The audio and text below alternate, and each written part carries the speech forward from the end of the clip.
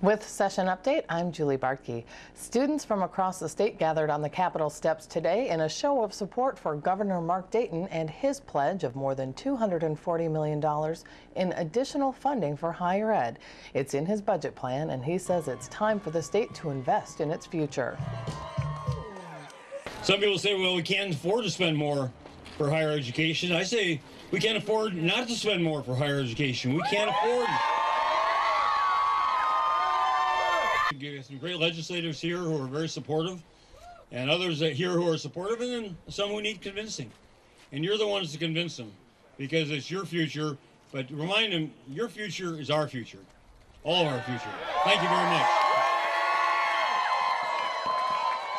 But every committee hearing, we are focused on one thing, and that is you students and making sure that college is affordable and gives you what you need to have the kind of future that you dream of and that you deserve.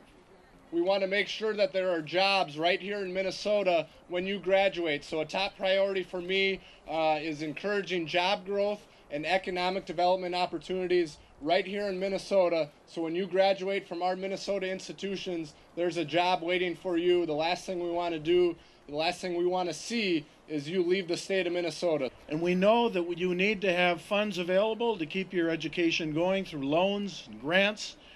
We know that you need internships, that you can then get the skills that you need and make the contacts that you have so that you can go out in the job market.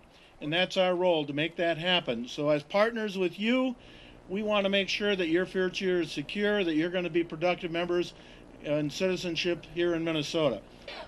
The higher ed portion of the governor's budget proposal continues to be discussed in Senate committees.